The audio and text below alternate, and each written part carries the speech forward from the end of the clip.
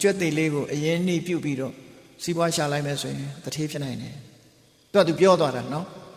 အမှတ်တမဲ့လမ်းသွားရင်လူတယောက်ကကြားလိုက်တယ်ကြားလိုက်တော့ဟာ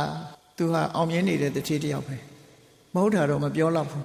ငါစမ်းကြည့်မယ်ဆိုအကျွတ်သိလေးကောက်ယူသွားအိန္ဒိယနိုင်ငံဗာရာဏသီမြို့မှာတထေးတူရှိတယ်အဲ့ဒီတထေးကအင်တာမအသိပညာရှိတယ်ထက်မြက်တယ်တနေ့တော့သူကတထေးတွေဟာဘုရင်စီကိုအခါစားဝင်ကြရတယ်အဲ့ဒီခေတ်အခါစားဝင်သွားရင်လမ်းမှာသူဘာတွေ့တော့ဆိုရင်ကျွတ်သေးလေးတစ်ကောင်တွေ့တယ်နော်ကျွတ်သေးလေးတစ်ကောင်တွေ့တော့သူ့နောက်ကလိုက်လာတဲ့လူကိုပြောတာဟေးဒီကျွတ်သေးလေးကပဲအသေးအဖွဲလေးပဲတကယ်ကိုစီးပွားရေးအမြင်ရှိတဲ့ကောင်တစ်ကောင်ဟာဒီကျွတ်သေးလေးကိုအရင်နှိပြုတ်ပြီးတော့စီးပွားရှာလိုက်မယ်ဆိုရင်တထေးဖြစ်နိုင်တယ်သူပြောသွားတာနော်အမှတ်တမဲ့လမ်းသွားရင်လူတယောက်ကကြားလိုက်တယ်ကြားလိုက်တော့ဟာသူဟာအောင်မြင်နေတဲ့တထေးတယောက်ပဲမဟုတ်တာတော့မပြောတော့ဘူးငါစမ်းကြည့်မယ်ဆိုအကျွတ်သိလေးကောက်ယူသွားအဲ့ပဲကျွတ်သိလေးကောက်ယူသွားပြီးကြောင်မွေးတဲ့အိမ်ကြီးရောင်းလိုက်တယ်ငွေလေးတစ်ပြားရတယ်ဆိုတာဆိုအဲ့ဒီခေတ်ကငွေပေါ့နော်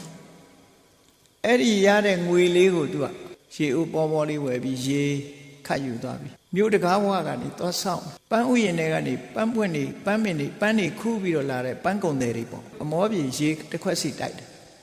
ရေတောက်ပါအောင်ရေတောက်ပါအောင်နဲ့တော့ဟိုလူတွေကကျေးဇူးတင်တာရေလေးတစ်ခွက်တောက်ပြီးတဲ့အခါပန်းလေးတစ်ဆုပ်တစ်ဆုပ်သူပေးသွားအဲ့ဒီပန်းလေးကိုသူဈေးသွားရောင်းလိုက်ငွေတစ်ကြက်ရနောက်ရကြတော့ဘယ်ထိလိုက်သွားတော့ဆိုအဲ့ဒီပန်းခူးတဲ့ပန်းဥယျာဉ်ထိအောင်လိုက်သွားတယ်သူလိုက်ပြီးတော့အမောပြေရေတိုက်တယ်ထကြက်ခဲလေးကျွေးတယ်သူခေတ်ကသေစားပေါ့နော်ကျေးဇူးတင်တဲ့ဟိုလူတွေက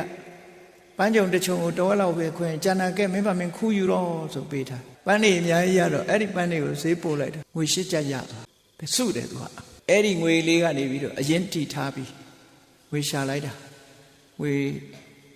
စုမိလာတဲ့အချိန်လေးမှာတနေ့ကျတော့လေကြီးမိုးကြီးကျလာတဲ့အခါကျဘရင်ဥယျာဉ်ထဲမှာတစ်ပင်နေတစ်ကိုင်းနေကျိုးဥယျာဉ်မှုကခေါင်းကိုက်နေတယ်ဒါတွေဘယ်လိုလုပ်ရှင်းရမှမသိဘူးရှင်းကြတော့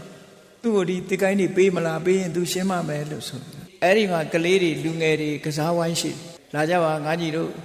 လှုပ်အားပေးကြတာမှဥယျာဉ်တွေကတစ်ကိုင်းနေဆွဲထုတ်မယ်ဆိုကလေးတွေခေါ်ပြီးတော့တစ်ကိုင်းနေကုန်ဆွဲထုတ်အဲ့ဒီလိုပုံထားတဲ့အချိန်မှာအိုးဖုတ်မဲ့လူတွေကအိုးဖုတ်ဖို့ရထင်းရှာကြတဲ့အခါကျတော့အဲ့ဒီထင်းကိုလာဝယ်တော့ငွေ16ကျပ်ရလိုက်တယ်သူကအိုးက9လုံးလက်ဆောင်ပေးသွားသေးတယ်အဲ့ဒါနဲ့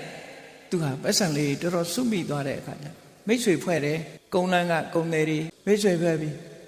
သူတို့စီကသတင်းရအောင်သူကယူတယ်အဲ့ဒီမှာကုန်းလန်းကမိတ်ဆွေတန်ငယ်ချင်းကသူ့ကိုသတင်းပေးတယ်နှစ်ပြန်ကြရင်နဲ့မြင်းကုန်းတယ်တွေရောက်လိမ့်မယ်ဆိုအဲ့ဒါနဲ့သူကရက်ရိတ်တဲ့လူတွေစီသွားပြီးတော့ထညက်နဲ့ရေနဲ့ပေးတဲ့အခါကျတော့ဟိုလူတွေကသူ့ကိုမျက်တစ်ထုံးစီ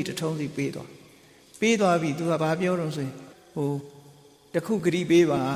ကျုပ်မယောင်းမချင်းခင်ဗျားတို့မယောင်းပါနဲ့မြင်းနေလာမယ်ဆိုတော့ဟိုလူတွေကသတင်းမရဘူးအဲ့တော့မြင်းကုံတယ်တွေမြင်းနေနဲ့လာကြပြီဆိုတဲ့အခါကျတော့မြင်းစာရှာလိုက်ဝယ်ရင်ဘယ်သူမှမယောင်းတဲ့အခါကျတော့သူ့အိမ်ကလာမျက်ထုံး900အရင်ယောင်းဟောပတ်စံလေးရလိုက်ပြန်ပြီသူကအဲ့ဒီလိုနဲ့ပတ်စံလေးဟာစုမိလာ